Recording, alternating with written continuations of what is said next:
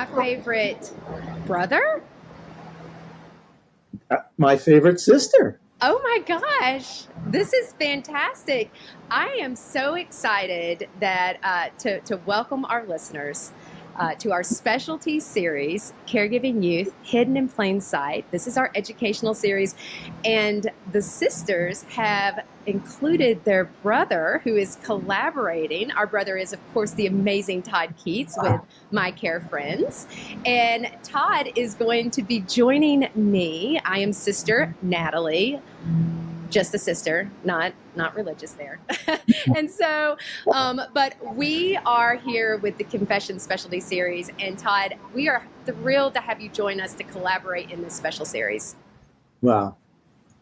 Gosh, after such an introduction, I'm kind of speechless, but I won't be. I know. We're giving JJ a break on this one. Notice that it says, my screen says favorite sister. That's because JJ's not on here. Well, you guys are my favorite sisters. I'll let you decide which one is 1 and 1A. I know. But after knowing you guys for quite a while at this point and doing this program together is exciting. And I'm excited to be here on behalf of My Care Friends and to partner with you in Confessions. So, yeah. But even more excited than that, I'm just sorry to say, we're here today for this incredible program with Rabbi G and Cindy from Kids Kicking Cancer. And we're going to be talking to them today about caregiving youth. And we're also going to have them talk about their hero circle.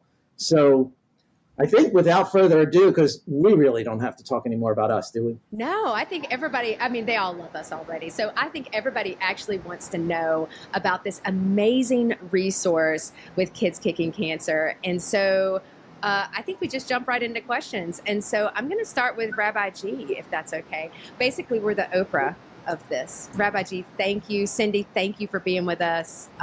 We are thrilled to have you. What an honor to be here. There's a brother and a sister. We're a second cousin 3 times removed on a neighbor's side, but we certainly feel like family. And Natalie, getting to know you and Todd has been really a privilege. And God willing, Rabbi G, my real name is Goldberg, but I go by G because I don't want it to sound too Jewish. But this whole thing of confession, we don't do the confession thing. Yeah. But I'm Baptist, we don't either. But we do know that the caregiving part is really the essence what every human being was created, both to care and sometimes even harder to be cared for. And the ability to provide tools, especially in this world of hyper stress, to provide tools for caregivers, to allow them to know that they're not alone, to allow them to know that their challenges are normal for the abnormal situations which they face. Like Viktor Frankl used to say, to respond in an aberrant way to an aberrant situation is perfectly normal. But giving people strength, and that's what you guys do, and I'm really big fans of your program and of you, and it's such a pleasure to get to know you. Oh, thank you so much. And so, actually a little bit before we get started, Rabbi G, tell me about what you do, what's your position, and then Cindy, if you'll let us know what your position is in the organization. So I am the founder and the director of Kids Kicking Cancer / the Hero Circle, which is an organization that started in Detroit, Michigan, with 10 kids at Children's Hospital of Michigan in 1999. And today we have the privilege of seeing children in 126 facilities in 10 countries. And I'm sure after this podcast, it'll probably become 20 countries and, 1,000 facilities, because I know the power of your reach, Natalie. So. Oh, thank you. And Cindy, tell us a little bit about what you do at the organization. Sure, and thank you for having us. It's great to be on here today. I'm the global program director, and basically what that means is that in my background, I come from a world as a child life specialist. So my field of study, my focus is the psychosocial needs of children and families. So working with our Kids Kicking Cancer organization, and I've been around with Rabbi G We were founded in '99. I've been here since 2004. So a few years afterwards, but I've been here for almost 20 years working with alongside Rabbi G and our amazing staff, and really making sure that all of our programming, no matter where we are, the quality, everything that we do really works for the needs of children and families. So infusing that into the therapeutic martial arts techniques that we are teaching the kids and families, I'm making sure all of that psychosocial realm and those needs and such are really met for everything that we do in all locations, whether it be here in Michigan, across the U.S., or across the globe in all the countries that we work with. And I'm very honored to partner with our martial artists that work alongside us to make this happen. That's a great segue to the first question. Thanks so much for sharing that, both of you. So Rabbi G, you're approaching your 25th year since starting Kids Kicking Cancer, and I love this story, and I can't wait for you to tell everybody. Tell us, how did it all begin? So if you do the math, it was 25 years ago. I was a boy of 12 at the time. Not really. I was... Kids Kicking Cancer began because the wonderful present that my wife and I received from heaven of having a beautiful little girl born to us. Unfortunately, a week before her first birthday, she was diagnosed with ALL, with leukemia, which today is a very, very treatable children's disease. It wasn't the same thing in 1981. She was an amazing, amazing little girl. During a bone marrow transplant at UCLA, right before her second birthday, she would tell the docs in the hospital, no medication today, please, and tell the 5-year-old kids in the clinic not to cry. A number of years after she passed away, I found myself directing a camp for children with cancer in New York State. For those of your listeners who are not aware, New York is very close to the United States. And I came upon a 5-year-old child having his port access for his chemotherapy in the infirmary.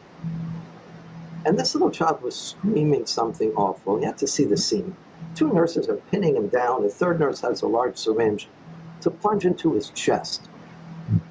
I also have the privilege of being a clinical assistant professor in pediatrics. So I used a lot of big words. I don't know what they mean, but they sound really cool.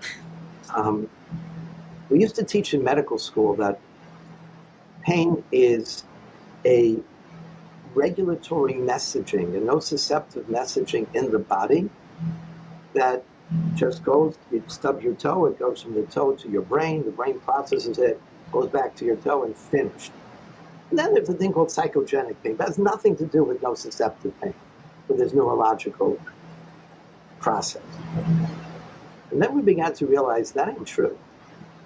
If a person's afraid, and this is so important for caregivers to know, if a person's afraid, they're angry, they're despondent, the actual pain messaging goes up. Significant. So here I am watching this 5-year-old kid being pinned down. He's going to have an awful experience getting this syringe plunged into his chest. And for kids, that's trauma. For adults, it can be traumatic as well. And he's screaming something. It was so counterintuitive. I just yelled, "Wait!" And they all stopped. Even the kids stopped screaming, and they looked at me. And frankly, I didn't have a clue what I was going to say next. I just approached the nurses, and I said, "Could you give me 5 minutes with this child?" And the nurses were happy to leave, and the kid looked at me like I was the governor. I just stayed his execution. And somehow, God put the thought into my mind, and I approached this child, and I said, I'm a black belt, which doesn't mean much, but to a little kid, so wow. I said, "You want me to teach you some karate?" He almost jumped off the table. And I explained to him, in the martial arts, you learn that pain is a message. You don't have to listen. You could breathe in this amazing chi, this energy, this light, and push out the pain, and really take control over that pain. Watch me. 5 minutes later, we're doing a simple Tai Chi breathing technique that we have now transformed into our patented breath break. Mm-hmm. 20 minutes later, they pulled the needle out.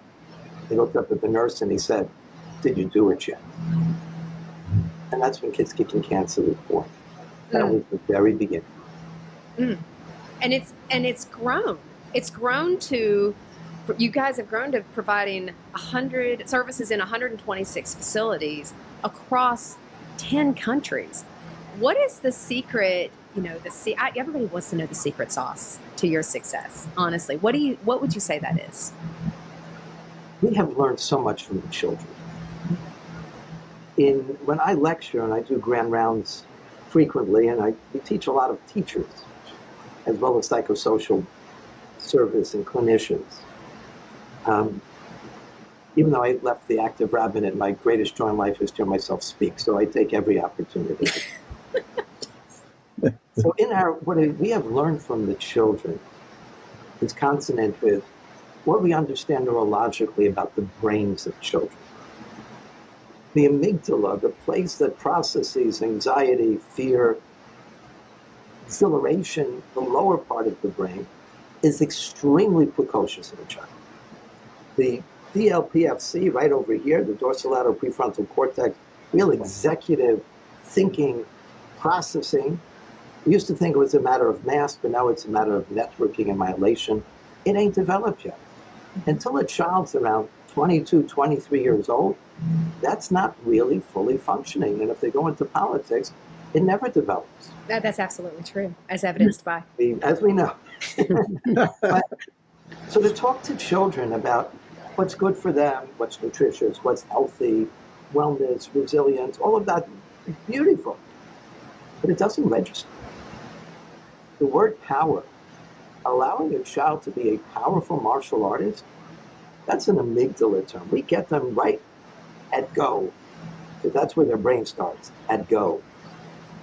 And the ability to train these children that they can take control, give them empowerment over pain, and to give them a sense of ability to use that breath to calm themselves and they can feel it, and then provide them with purpose. And that's our mantra. Power, peace, purpose. No matter what they're facing in their life, they can breathe in this light, use that to relax their body, which makes significant neurological impact. When we ask the kids, what's your purpose? They yell out, to teach the world. Every one of our kids becomes a teacher. We started our program in London, Ontario. We just got an award to a young man who's graduating high school, who started with us when he was like 3 years old. And he was getting surgery when he was 5 in Toronto, in Canada. And they came in and they were ready to anesthetize him and to calm him down, to sedate him while they wanted to do a blood draw. And he sits up and he says, no, you don't understand. I'm a powerful martial artist. I'm going to teach you how to breathe. You don't have to do that. And he started teaching how to do our breath break. I got a call from the head of the hospital in London, Ontario, where he's normally treated. That week, it spread around to all the way back home. And said, what's going on with this? What are these kids doing? They're teaching us. When the children become teachers, when we give them purpose, and today, the evidence of purpose on the impact of disease is significant. Significant. So the more, and we evidence everything we're doing. We have a booklet that has 12 published articles, many of them in peer-reviewed medical journals. We've done neurological fMRIs to evidence the changes we've made in the brains of the children and publish them in journals of pain medicine, et cetera, et cetera. Letting the children know that they have the ability to teach others. We always tell them, go home and teach mom and dad, et cetera. That's powerful. And that's our secret sauce. The children are in the center of everything we do. They're the heroes. They're the teachers. They're the source of power. Disease for a child, even the children have to become caregivers for others. It takes away their sense of control over their lives. By allowing them simple regulatory tools and wrapping them in the martial arts packaging, allows the children to feel their power, change their brains, and change their ability to take whatever mission they have and make it important, impact health, impact families. And that, you turn that over on both sides after 10 minutes in that sauce, man, you've got a powerful, powerful, delicious flavor. That's incredibly powerful, and incredible that our audience now knows all of that, because I have a feeling that was an educational moment for a lot of folks. So I want to go over to Cindy. Cindy, you've had a lifetime professional experience helping sick children, their families. And so how did you come upon this organization and Rabbi G? Sure. Great question, Todd. Yes. So as I mentioned before, my background is in child life. I ran a child life program for many years at a hospital here in Michigan. And I heard about a program. And when I say I ran a child life program, it's interesting because child life has grown throughout the years. And when I was working in this program, I was a one-person program. So I really worked hospital-wide in pediatrics, peds ICU, our subspecialty clinics. And one of the areas that I worked with as well were children of adult patients. So ICU would call me and they say, hey, we have this young parent and they've got young kids, or we have a parent and they have young kids. Can you come up and help us with explaining what's going on with them, or in the oncology unit or in the rehab unit? So working with children and families across the hospital sphere. We're starting we just started a new HEMONC program, an oncology, hematology oncology subspecialty clinic where we were partnering with one of our local children's hospitals. And around that time, and I was providing programming for the kids and families, around that time I heard about Kids Kicking Cancer in our community, that this was this new organization that was starting out in the Metro Detroit community. So I called Rabbi G, and said, hey, would you be interested in coming to our hospital? Could we talk about your program? Is it possible we could bring the program to the hospital where I was working at? And I have always been a huge proponent of partnering with resources out in the community to bring services to kids and families. I'm not a martial artist. That's not a service and a skill set that I was able to provide for my kids and families that I worked with. But I understood the power of what that could bring. And I learned about the power of what that could bring to our kids and families by talking with Rabbi G and talking with the martial artists that worked with him at the time. So we worked together to bring the program to our hospital and start classes at the hospital where I worked at. And they were great. There's a photo up in Rabbi G's office that is of one of those, I see it in the back there, of one of those first classes at the hospital where I was working at the time. And that went on for a while. And then an opportunity came up to be able to come work with the Kids Kicking Cancer organization. And I had been working with I'd been running this child life program for about 18 years. And it was a nice opportunity to go from working in one hospital and one community type setting to come to a nonprofit setting that was able, and what Rabbi G was talking about was, let's look at trying to grow the program more within Michigan and taking the hospital contacts and the knowledge that I knew in the world of child life and partnering with different psychosocial professionals to be able to spread this program into other areas of Michigan, which then led to spreading throughout Michigan, which led to spreading throughout the U.S., which led to throughout the different... You kind of went everywhere. Kind of grew. I love it. Kind of grew. They never forgave us for stealing Cindy, but it was worth it. I get it. Cindy, that's so interesting. And it's interesting because you were like, I was a team of one. And now you look at the impact that you're having on on a global, this global opportunity has got to feel great. Yeah, I mean, honestly, cool. That's a personal and professional kind of mission accomplishment thing that I know that you're really proud of. Let me ask you a question. Sure. How does KKC view the family unit beyond the patient? Yeah, that's a great question. And anyone who is in the world of pediatrics understands that if you have a child that's sick, it affects the whole family. And in the conversations that we're having today about caregivers, if you have anyone in your family that's sick, it affects the whole family. So whether it's the child themselves, the sibling, the parents, the grandparents, illness is not a one-person effect. It affects everybody in that sphere. So what's wonderful, I feel, about our organization with the Kids Kicking Cancer and the Hero Circle program is that we really it's not just the child in treatment, that is a primary connection for us, or a primary outreach, we look at that whole family. So we'll have parents that say to us, well, I know my child is sick, but I know their siblings, they can't participate. Absolutely, they can participate. Absolutely, we want them here. Because as much as it's affecting your 5-year-old, it's affecting your 7 and 9 and 10-year-old.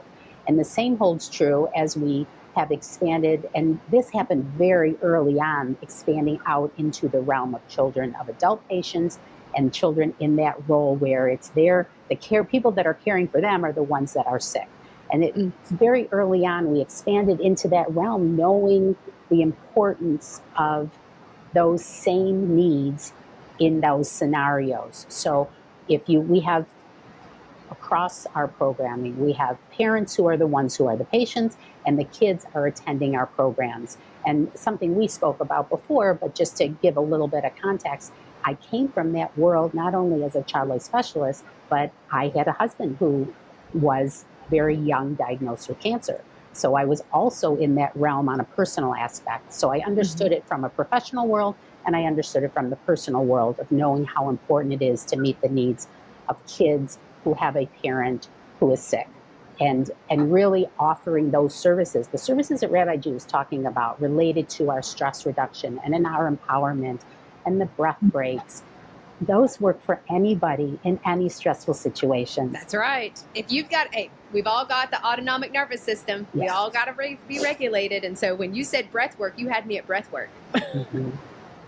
It's important. And what we've also found as we've grown throughout the years is not only the importance of our group settings, and tonight, for instance, we'll have a class out in our dojo tonight, and in that class of kids, there will be children who are undergoing treatment for illness, there will be their siblings, there will be some kids whose parents are undergoing treatment for an illness, and they're all together. And they all work, it's such a cool, organic support situation where these kids help one another without even knowing that they're not sitting around a table having a cookie and talking about their feelings. They're sitting in a class doing martial arts, and when the martial artists say to them, did anyone use their power breathing this week? Did anyone tell us about your power moments? They talk about that. And if one of them says, hey, I used it when I got my poke, or I had to get an MRI, and another one said, oh, hey, I had to do that too, and it was really helpful for me. And another one will say, my mom had to get an MRI, and I helped her do her power breathing. So these kids really support one another, facilitated by the martial artists. So it's a beautiful community of support that occurs very organically. It's a perfect segue to the next topic. So it's often said that folks who are parents learn the most in life from their kids and from their journey. And so you obviously live a journey, you and Rabbi G and everybody you work with live a journey all the time, watching kids who are caregivers, whether it's to their parents or other people in their lives. How has that influenced the program over time? That's another good question, Todd. It's influenced the program in that it's exemplified to us the need that everything we do outreaches to all these kids and all these segments of the population.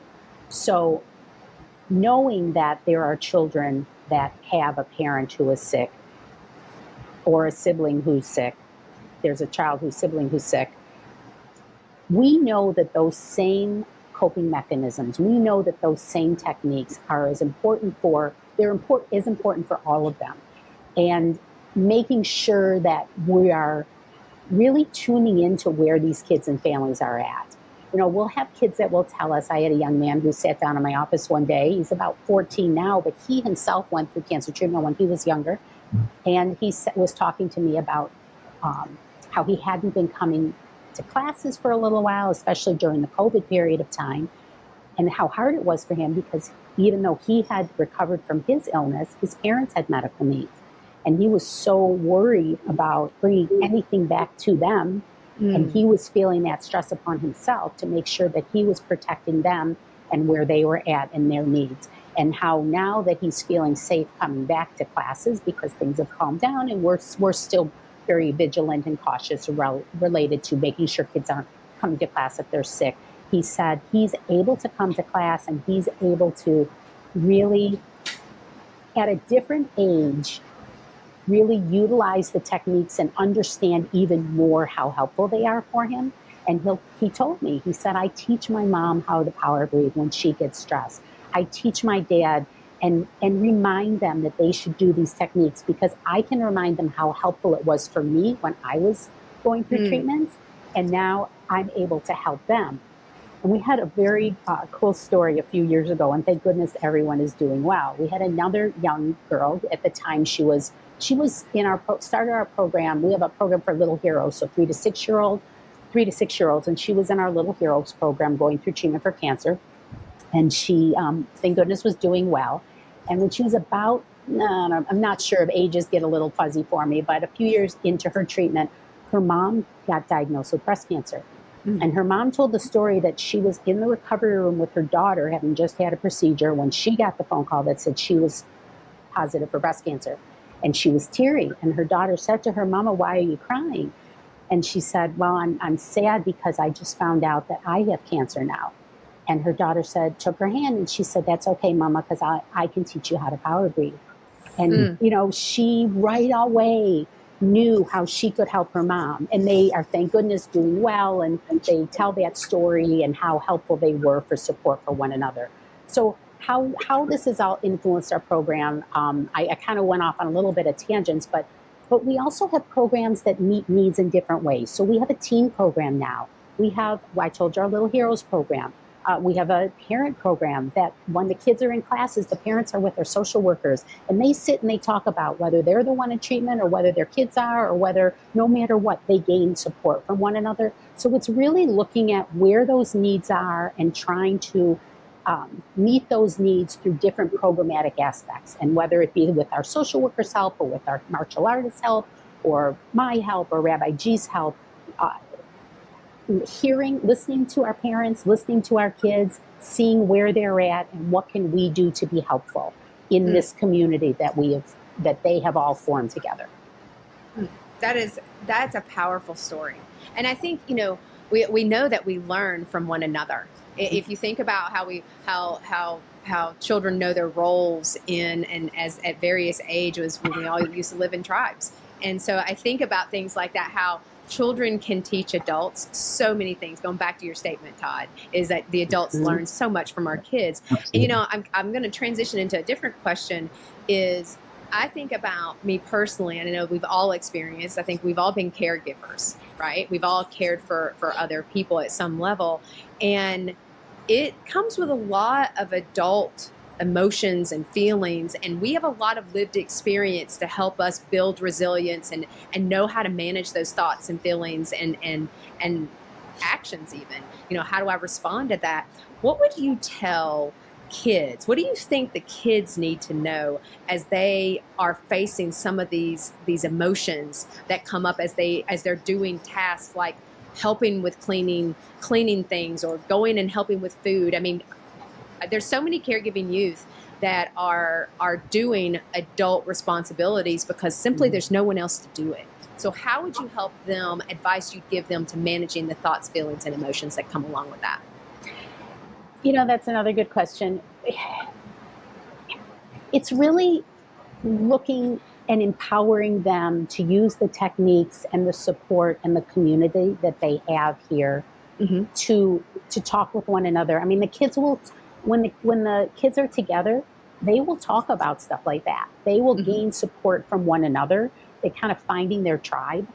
We have a parent who happened to have said, she said, next week is so-and-so's birthday, my son's 11th birthday. He wants to celebrate here because these are the kids that understand what he's going through. And she's the patient and he's the 11-year-old, as her son. So it's the self-care, it's offering and providing these experiences that the kids, the parents, the siblings, when you're in a family with illness, everyone is doing things that they probably would not have had to do in other situations. They might be talking to their friends at school, and this is something we hear a lot, but don't ever understand or have to deal with situations that these kids in caregiving roles or in families where caregiving is taking place have to either witness or do themselves. And so for us, it's providing this community, providing the support, reinforcing the techniques, reinforcing the power that the kids have to really gain support from one another. We can't take away what they have to do, but we can provide resources and we can provide support and we can encourage them to come to class and we can encourage them to be with the friends and family members that understand. You know, I talk about our parent program. There are times where our parents come to the parent program and the kids are not even at class. They'll say, oh yeah, they couldn't come, but we still wanted to come. But they're talking about those same topics that the kids are then talking about in other areas. So it's not a hugely specific answer, but it's that they're not alone. It's reinforcing that.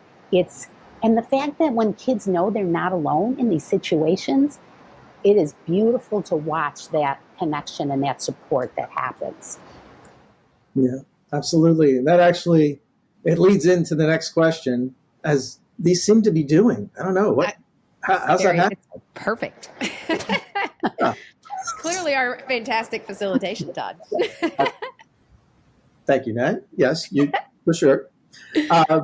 So I was having a conversation last night with a dear friend of mine, and we talk about attitude in life.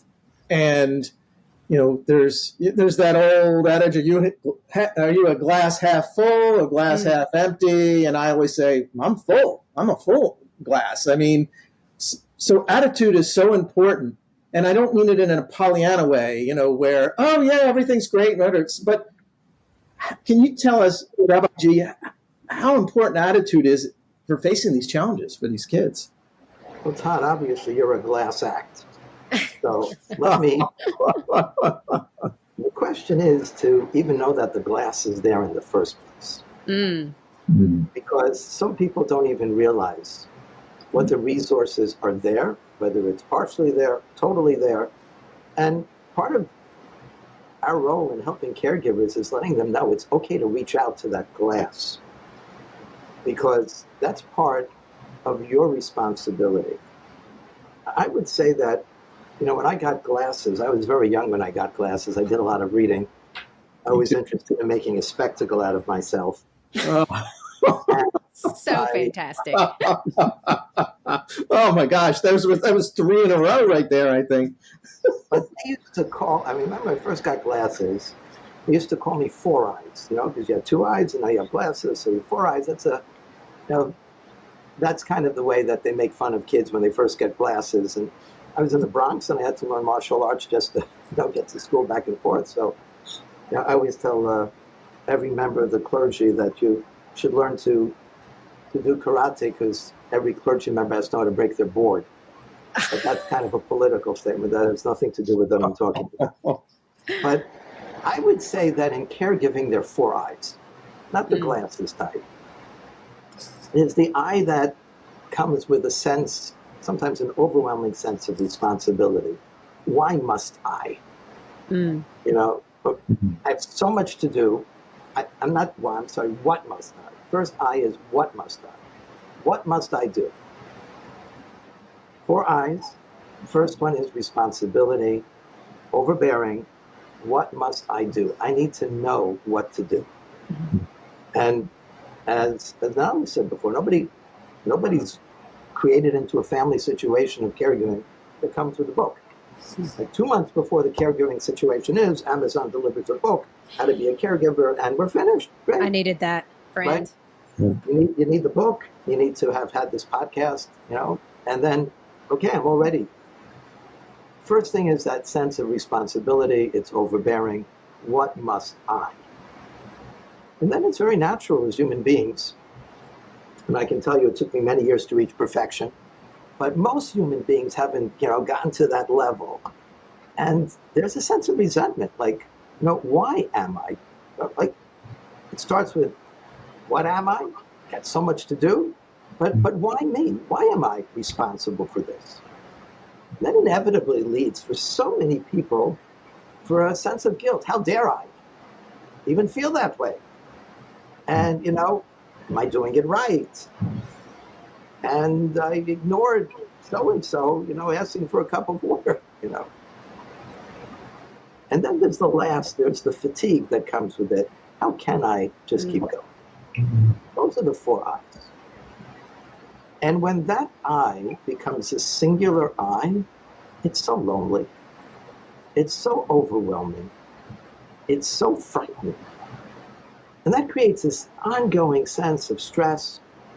Natalie mentioned the autonomic nervous system, those glucocorticoids spritching out. And it's an adrenal holiday of fright and fear and resentment and all the stuff that comes and pulls into that lower part of the brain.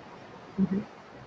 The more we can help our kids and ourselves, our families and the extended families, know that they have an incredible inner light and power. I wrote a book. It's on Amazon. So I'm going to advertise because this is a free podcast. The name of the book is A Perfect God Created an Imperfect World Perfectly.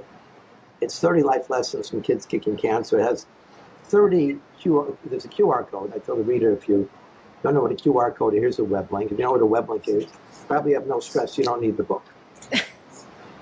But every time somebody listens to one of the meditations in the book, we have a separate web page for the children. The numbers go up, allowing the children to know that they're inspiring the world. And we're really working hard on apps and other things to get that connectivity with the children, know they're an inspiration. Mm. So on the back of the book, I have a quote. And it's from a child who had not yet turned 11. Mm. There's a group that regularly makes holiday parties for us called the Optimists. I don't know if you've heard of them, but they're like the Lions, the Rotary. There's a group called the Optimists. Really, they're all over the world. There's a more famous group called the Pessimists. Those are optimists with experience. But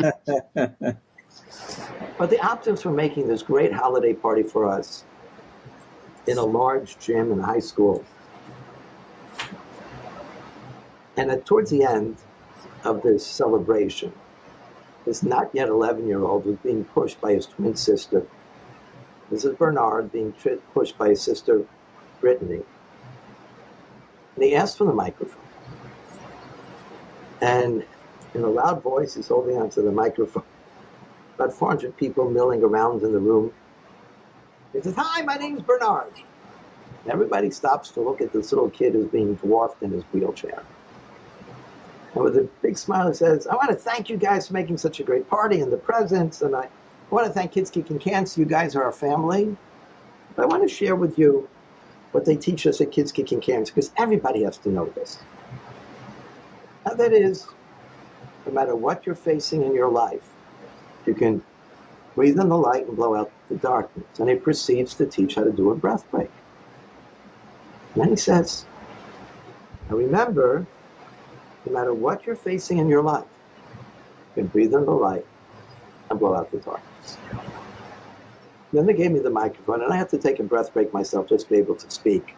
Because all of our staff knew that Bernard's mom ran away when he was a tot.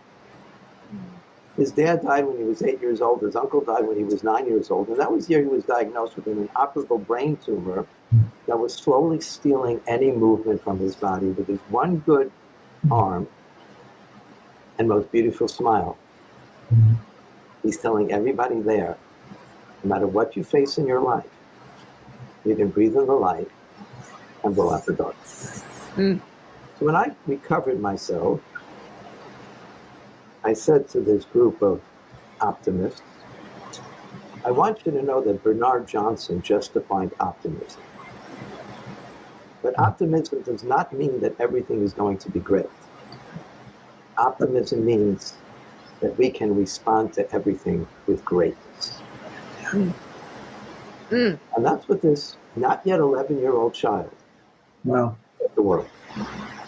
And so, yes, Todd, attitude is essential.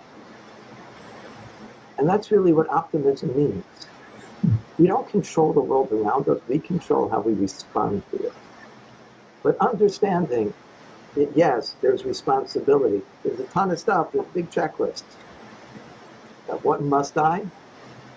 And sometimes the resentment, which is very natural, like, why am I the one, right? Where the heck are my siblings? That's a very common question heard in the world of caregiving. And then unfortunately, I think they're not doing it well enough. Mom, dad, husband, wife, child, are not getting better. And so that guilt, how dare I even worry about myself? You know, how to get to take a shower? That so-and-so suffering and someone resists. And that all leads to that fatigue of how can I? That's when we need to change the lens of those 4 eyes. And let people to know it's not I, it's us. We're here for you. We're a community. Understanding support, understanding resources, understanding the challenge is so natural. But also understanding that our response is nothing short of greatness. And when we assign that power of purpose, we recognize that core, and we can help each other and ourselves to breathe in the light and blow out the darkness, yeah, we become teachers. I in love a world that. can know so much darkness, can know so much illumination. And that's what our Kids Kicking Cancer have taught us on a regular basis. Thanks for sharing that. Before Nat asks her next question, that was incredibly powerful and moving. And if there's one thing I want people to take a lot from this episode, but if there's one thing that they could only take, that's what I would love for them to take. I agree, Todd. I was feeling that. I love the not I, but us. And not I, it really is, because caregiving, regardless of your age, it can be the loneliest place, and that's where we talk about relate, educate, inspire, laugh, because we're always going to laugh, and because laughter is so healing, but the power of knowing someone else is there, the power to relate, relationship is the oxygen of human development. And that's, I've heard that a lot of times from a peer mentor of mine. And that relate is so important.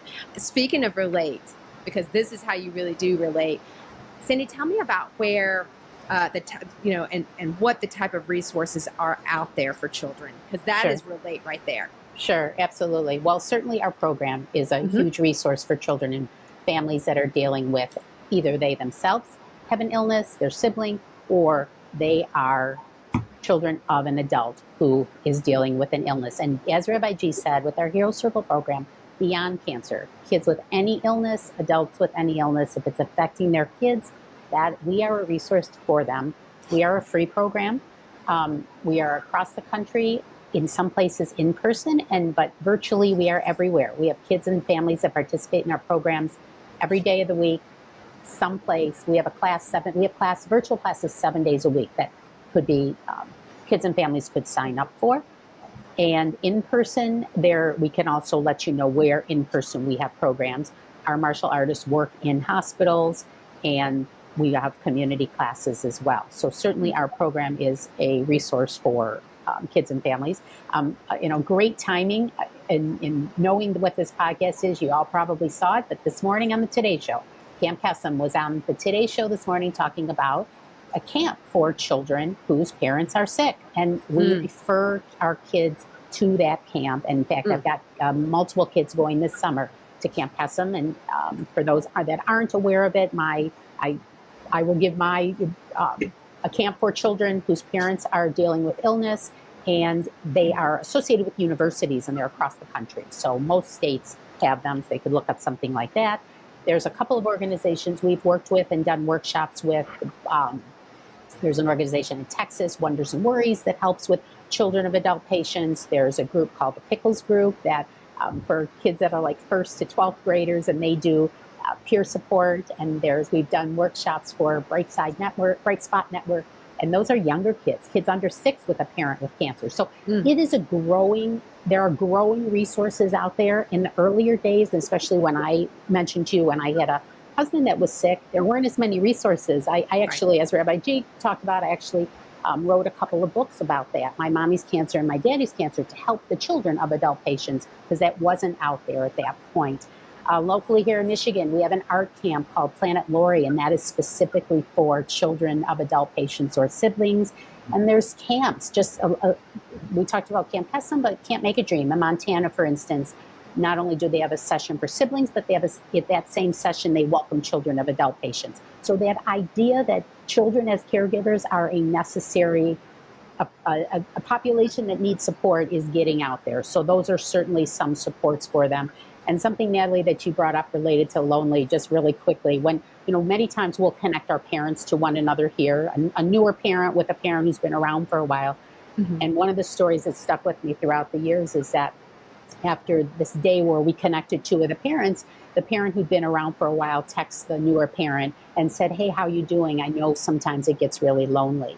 And that new parent, she was like, "Oh my gosh, I have all my family. I have everyone talking to me. Everyone's here and telling me what can they do, what can they do." But this is the first person that understood how lonely it can get. And that was that immediate connection for them. So. And, Todd, all I heard is like resource. I mean, like Cindy was throwing them all out. We are going to make sure we have those in the show notes. Okay. I'll make sure, Cindy, to grab those from you. Sure. We will, these amazing organizations. I know that Caregiving Youth and the American Association for Caregiving Youth was actually featured on the Today Show this morning. So we were super excited about that because it leans right into this series. We're like, perfect. Yay! Yeah. So, so many great resources. We'll make sure those get out to everybody. So, Todd? Yeah, absolutely. So we're close to wrapping up, and it's a bummer. I know, right? We could talk forever. We could, and there's just so many kernels of information that have come out of this, and not just little kernels. There've been big kernels and lots of wisdom. Thank you to both Rabbi G and Cindy for those. And so I think what I'd love to do is ask you, Rabbi G. You've talked about breath break, and can you take a moment to teach our audience? It would be my great pleasure, and to follow with Cindy's comments, because of the internet, and I think that we always like to show appreciation for Al Gore for creating the internet. Right? No, that's why they call them algorithms, which really powers the internet. Oh my gosh, you're so painful, Rabbi G. I love you for these moments. These are our reels. My apologies, but because of the internet, our program is so out there for being a resource. And so coming to us, as we are constantly referring out to all the wide community, says we want everyone to be part of our community. Yeah. And we want every organization to know that we share that community. And we're so honored to be on your show. I heard that today's show heard that you're doing this podcast. So we want to get ahead of it just to be on your tailwind. That's what I heard. Yeah, the rumor that's going around. Every time we have stress, Todd, every time there's stress, those chemicals, especially the chronic stress, it's adrenal stress, those chemicals will always create some tightness in your muscles. Everyone has a special spot, if you think about it. When I give these seminars to busy executives, we do a lot of teaching seminars. And I tell them that, when you pick up your phone and all of a sudden your arm gets tight, it's either because you got an Android and it's too heavy, or because you noticed caller ID, and all of a sudden, boom, it hits you. Those stress triggers will always make something tight in your body. Here's what the breath break's about. And the important, as they say, is to kiss. Keep it simple, sir. Keep it simple. There's no way to do this wrong. We recommend breathing in through the nose and out through the mouth. If you're not comfortable breathing like that, choose any orifice you'd like. But the key is to use the breath as a wave that moves the body. So what we do is we rub our hands together, get the energy flowing, allow our chins to fall, our shoulders to fall forward just a bit. And again, only breathe in a way that's comfortable. Never make it uncomfortable. Keep it natural. We do is, and watch me first, as I'm breathing in, I'm lifting up my shoulders, my chin, till I get to the top, and hold that for 3 days. I mean, for 3 seconds. 3 seconds. So it's like this. You're breathing in. You get to the top. And then as you exhale through the mouth, you see I'm reversing the process. My shoulders, my chin, my chest, all falling. The end of the exhale, I brought a little bit more. But in the martial arts, we're very focused on imagery. Before we break a board or a brick, you have to see it break in your head. If you see your hand break, it's not a good sign. Don't do it. The key to the breath break is we don't just breathe in air. You ask the kids, thousands of kids across the globe, what are you breathing in? They yell out, the light. That's a real power. And when we exhale, we ask them, what are you breathing out? They'll yell, the darkness. So when we do our breath break, we're actually imagining we're breathing this powerful, healing light, and then seeing the darkness of pain and anger and frustration.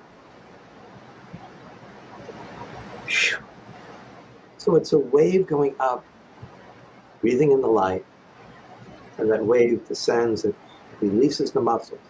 Every time you have stress, your muscles get tight. Your brain controls every muscle in your body. When your brain is recognizing that you're actually relaxing your muscles, and that happens naturally in an exhale, it's called RSA, respiratory sinus arrhythmia, the fancy way of saying that your body is slowing down. When you extrapolate that experience and you multiply it, it has a significant message to the brain. Nobody's running after me to kill me. I can do this. And that goes from that sympathetic response to the fight or flight, the parasympathetic to the relaxation response. It's that simple. As long as you allow that flow, and it doesn't have to be exaggerated, comfortable, breathing in the light and blowing out that darkness, you'll change your brain. And when you can change your brain, and it's not by accident, you know, in the Bible, the word for breathing, nishima, is the same as the word nishama for soul. But even in English, respiration, the key is spirit. The ability to know that we have that spirit inside of ourselves. And when we connect to that light, we impact the world. And that's power, peace, purpose. I love it. You know, I want to make sure our listeners know when you're breathing in, it sounds like you're breathing in for about 5 to 7 seconds, and then you hold that for about 4 to 5 seconds. Is that about right? And then you're blowing out audibly. So do you have a window of time that you would do? Let me jump in. Yeah. And say, what we don't want is for people to count. Okay, that's important. Because, you know, we've studied hundreds of different types of breath work. We've cross-trained with yoga specialists. I think I told you I find yoga a bit of a stretch, but that's just my bad sense of humor. So bad. So bad. But the key is just to create that do what wave. Feels natural. Feel the wave. The more your brain is thinking 1, 2, 3, 4, 1, 2, 1, 3, or this, did I do it right? Yeah. Just the wave. That's so important. Comfortable, beautiful, calming wave. It feels sweet. You feel that everything relaxing. So again, there are so many different, 1 nostril, 2 nostrils, diaphragmatic breathing. Where we part company is kiss. It should feel like a kiss. Keep it simple, sir. Sir. Keep that wave going up, going down, and just get into that rhythm. Pain, fear, anger, stress, or staccato, heavy, Rodman 24-25 feelings, just creating this. Doesn't matter what you're thinking. Don't try to change your thoughts. Don't try this. Don't try that. Just breathe. Feel your muscles relax as you breathe out. Keep it simple. And right before, I know Natalie has a final question, but before that, I'm going to have an ask here. So, Rabbi G, for our to-be-named caregiving and comedy episode that we'll do, hopefully we'll be back on. Yeah. Are you trying to suggest that my comedy needs a caregiver? Oh. Always. But up. Okay, guys, I'm going to wrap us up here, and I'm going to give the last question. And Cindy, tell me where people can go to learn more or join. Excuse me. Apparently, my words are twisting around. Join you guys in growing the Heroes Circle. We want to help you. How can we help? Thank you, Natalie. Yeah, absolutely. So heroescircle.org is our website. Go to the website. There's information there on how to register your child. Everything is free. And when I say register your child, you're really registering your family. So know that everything we do encompasses the whole family. So that is an easy place to find us. And again, as we talked about, our programs are in person in some locations. We're virtual everywhere. So location is not an issue or a barrier as far as finding us. And we're free. So, I mean, it's a pretty easy, if you are if the child is the one in treatment, we do have a physician sign up just so that we know what limitations that the kids have. But it's just a form that they fill out, getting permission from parents. And we would love to have families join us, and or contact us. And there's a contact us form on there. And we're happy to talk, give more information, figure out what works best, where do they fit best in the realm of our classes. We have classes in all different time zones. Happy to have people join us. I love it. Well, and I'm going to say this because it's very kind of you, Cindy. While the classes and the resource is free, it is not free to do these services. And I would be remiss if I didn't tell you and encourage you that if you can go, I will make sure all the links are ready to go to the website. So heroescircle.org. They're on Twitter, Instagram, Facebook, LinkedIn. If you have the ability, we would love for you to donate to this amazing organization so that these children and their families can continue to receive these essential services, because this is so impactful. And thank you so much, Rabbi G, Cindy, Todd. This has been such an amazing conversation. I love it. And thank you for listening into our Caregiving Youth series, Hidden in Plain Sight, because right now they're no longer hidden. And we are all about advocating to support children and families so that we have the healthiest community that we can find. Thank you guys for attending, and thanks for listening to this educational series with Kids Kicking Cancer and Heroes Circle. And we'll see you next time when we confess again. Thank you for having us. Thank you.